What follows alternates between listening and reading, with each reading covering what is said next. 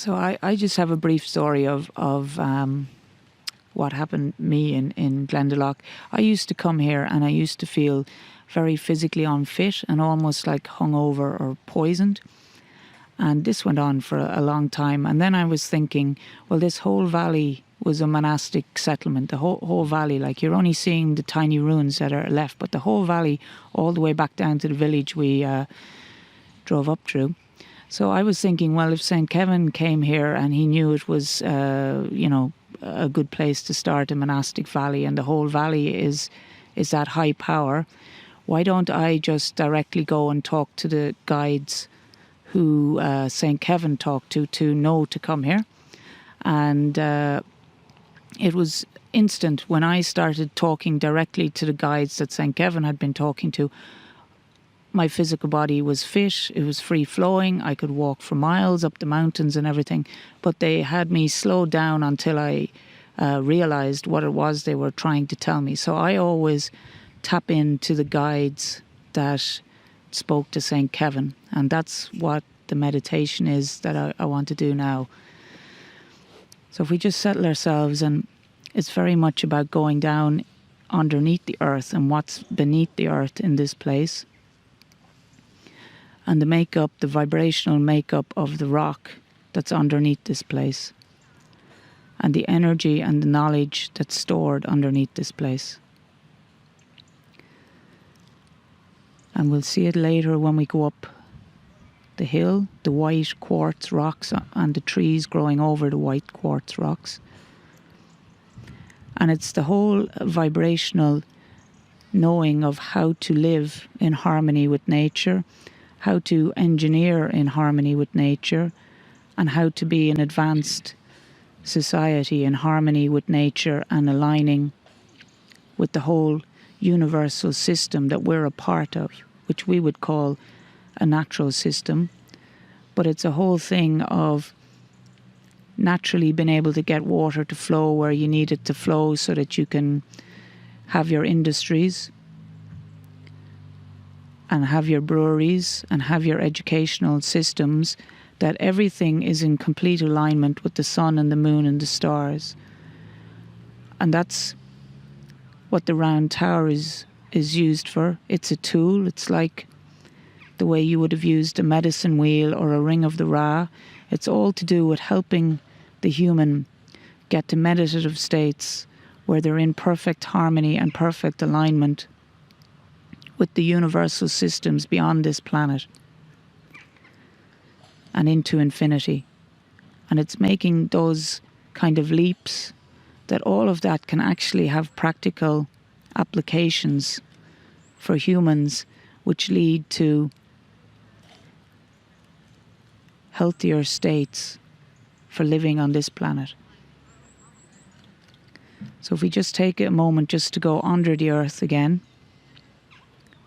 and see the caves under the earth and the rock underneath the earth, and feel the way that feels for you, or see the way that looks for you. But this is where the knowledge and the knowing is, and that's how this whole area came to be. And this is how St. Kevin lived with liberty, lived with freedom, practiced love, and practiced that in every single activity. Every single practical activity was with this intention. And how this then became a centre for that kind of learning and for that kind of way of practicing life.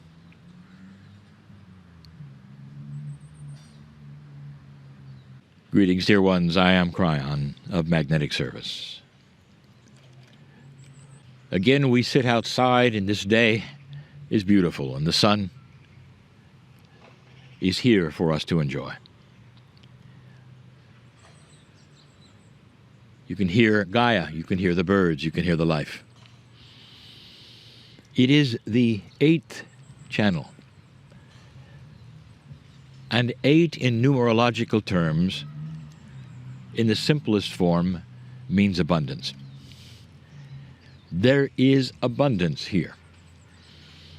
all around you, you might say. The abundance of wisdom, of teaching. I want again to make some comparisons today to both Gaia, that is the planet, the earth, and humanity. And if you took a look at the message today, you would say it would be the message I gave 26 years ago. The message is always the same with different words.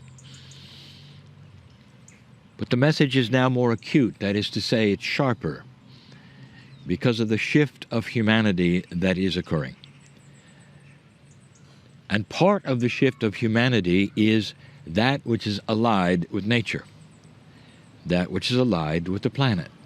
It is no mistake that we sit today in that place you call Ireland,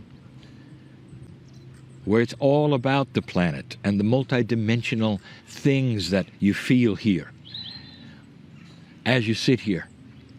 It's different than other places, and this is the time to teach an alliance, a harmony, that you may really not be aware of. You may not even be aware of what the planet does. Humans are so removed quite often from the bigger picture of who Gaia is. And the alliance is more than just feeling good. Perhaps it's even for life itself.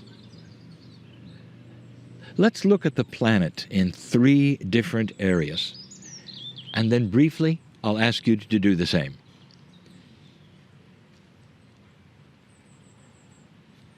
Gaia is self-balancing. And it's so interesting if you look at it from afar.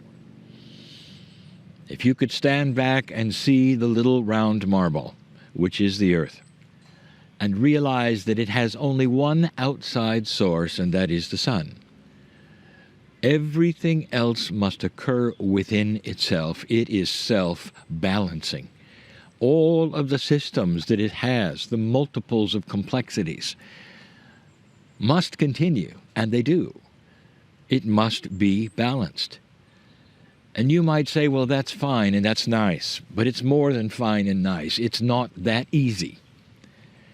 The Earth must go through cycles of renewal in order for it to remain balanced. And when I say renewal, I mean life itself. I speak to those who perhaps have had what you will call a fish tank. And you put your fish in there and you marvel at them and you enjoy them. And perhaps year after year, you treat the water accordingly. You put the chemistry in, the pH, the oxygen, all of the things you do correctly, year after year. And yet, there has to be some time when you change the water. You know what I'm talking about.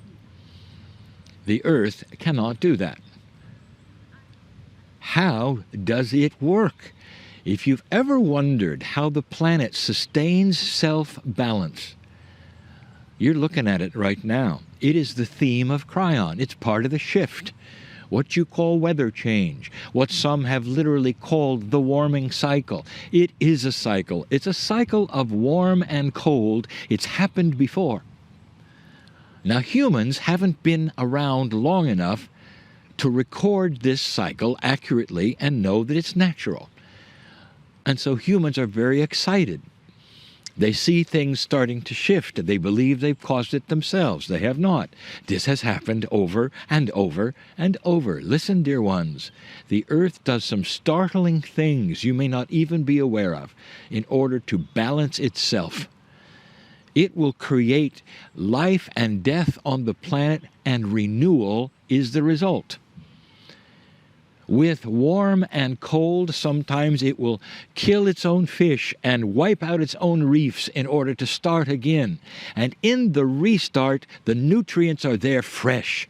It's not an old system that tries to build on itself. Sometimes it has to be wiped out in order to start anew. This is the cold and the warm cycle of the planet. It's not something that humans are responsible for. If you weren't here, it would have happened anyway. Now we're careful here, and we say it to everyone. The pollutants you put in the air and the water are killing you, not the planet. The planet is very self-sufficient. Give it enough time, it'll clean it all up. Don't do it. It's going to kill you. The planet is resilient and will self-balance. This is what it does. In the self-balancing of this globe, this beauty, it then creates a static energy. And we're going to talk about that in a minute, which would be number 3. A self-balancing earth is one that is at peace with itself. Number 2, earth is self-repairing. And it does things you might not expect. It does them so elegantly that not necessarily would you realize that it's even doing it. Let me give you an example. Something that very few humans even think about. Long before humanity, there were tremendous oil spills in the ocean. And you might look at this and say, well, was that from space creatures that came down? No, it bubbled up from the bottom of the sea, where today you find and drill for oil. It bubbled up all by itself, millions of what you call barrels, all over the ocean. It was a common occurrence. Think about it. Ask a geologist whether it's possible to have natural oil spills, and they will say, of course. Now, what happened was bioremediation. The planet knows how to clean up its own oil spills. And as proof of this, when humans accidentally do it, the ecology returns faster than anyone will project. That's just one example. It repairs itself. When a forest becomes too dense, and it often will because growth is that way, if the trees are too close together, when disease is carried by insects, when the roots start to rot because they cannot get room, the answer is electricity. Lightning then will cause the fires and will wipe out the forest. And it will grow again. And from the burned trees comes life that only fire can bring. It repairs itself. This is all part of a harmony of balance that knows itself so well that it can do it within its own system. It has no outside source except the sun. Number 3. How do we describe it? Earth with an attitude. Does Gaia have an attitude or life? Does it have a personality? And we have told you that it does. Almost like a living, breathing thing, multidimensionally, this planet is alive. It has an attitude of benevolence and peace. You sit in a beautiful field of grass. The sun is coming and going as the clouds move by. The birds are enjoying it and you listen to them. It's peaceful. This is Gaia's natural state. The storms, they come and go, but the natural state of Gaia is harmony, balance, and peace. Now listen to this carefully. The master teacher is Gaia. What does it want to say to you at this moment? Listen carefully. Gaia does not argue with itself. Gaia is not in conflict with itself. It is not in conflict with its own systems. It doesn't face off in a hierarchy and decide what part of it is in charge of another part. It is always balancing itself, and the balance always is benevolence and peace. What does the master teacher have to say to you today about number 3? If you are going to emulate and survive on this planet, you're going to have to listen to the teacher. Let's look at the human being. You are self-balancing. You're built to be self-balancing. All through your life, you're built this way. So that your consciousness will understand when there is drama or confliction or worry or fear, and be able to then get together and self-balance itself through the knowledge of the one source you have, and it's not the sun. You are connected to the creative source. That is the one thing that is outside of yourself that you can emulate and look at. Like the earth uses the sun, you use the great central sun. That is to say, the creative source in you creates self-balance if you'll allow it. Now that's the design of the human. That's not necessarily how you act. Or is it? It's the invitation from the great teacher who was looking at you and saying, look, you are completely and totally alone in the system. Your system from head to foot is enclosed. And it can be self-balancing. Number 2, can it repair itself? It is designed to repair itself. It is designed to rejuvenate, just like the planet. There are so many systems of your body that repair itself, and yet you go to outside sources. Let me tell you where the best source of self-balance and repair is. It is in the botanicals of this planet, period. This planet can give you youth. It can give you health. It can extend your life. There will be, if there is not already, there is some of it, but not already, is there a plethora of information about what works and does not work for the human body for sustenance. What you do is manufacture your food for taste instead of for health. Did you know that some of you have an Akash that craves different kinds of foods from different parts of the planet, and yet you continue to eat only what your culture gives you? Did you know that you could extend your life, maybe even double it, if you would start analyzing what is it from Gaia that you could eat that your cellular structure would just not only enjoy and love, but nourish itself and youth. And youth. In other words, you can slow down your aging. Is it possible that what you eat actually creates aging? Yes. It's more than just toxins, dear ones. It's about the harmony of your chemistry with the partnership of Gaia. The ancients, the natives, would often go into very dense forests and find obscure things growing and study them and put them together with other obscure things in order to extend life, to heal wounds, to repair. And today you do it artificially. And yet it's always been there in the ground, always in the soil, ready not only for you to use medicinally, but also ingest and use it for nourishment. This is going to be a new science. It doesn't even have a real name yet. This is the invitation. That was number 2. Number 3. What is your attitude?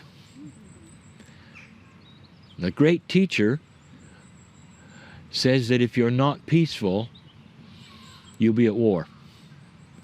War with yourself. All of the cellular structure in the human body is craving peace. Just like the planet self-balances and repairs and has an attitude of benevolence and peace. I want you to feel the sun as it comes and goes. I want you to listen to the grass grow.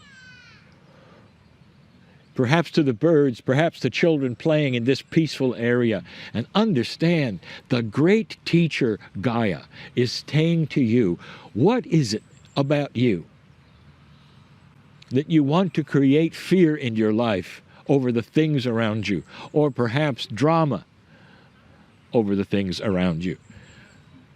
There is an appropriate time.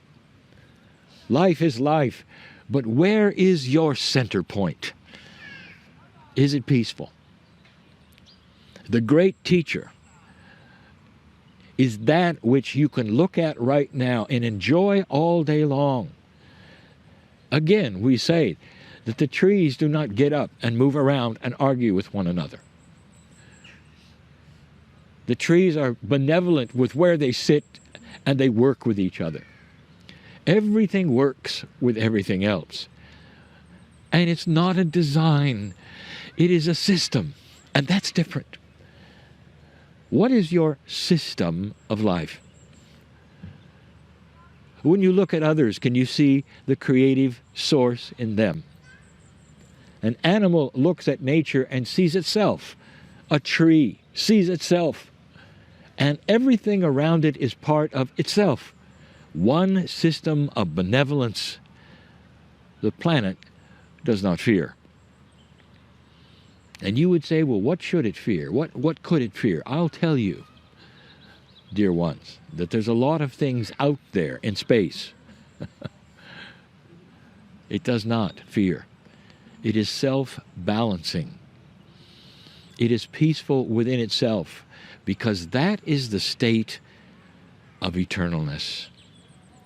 You're going to live a long time. Every cell of your body wants peace. This is the life extension secret that no chemical can ever bring you. How are you with you? Listen to the master teacher. Walk around today and see, how is the planet with itself? If it could yell at you, it would. And it would yell, be still and know that you're God. That the outside source, the one outside source, like the sun is for the earth, is the great central sun, the source of creation.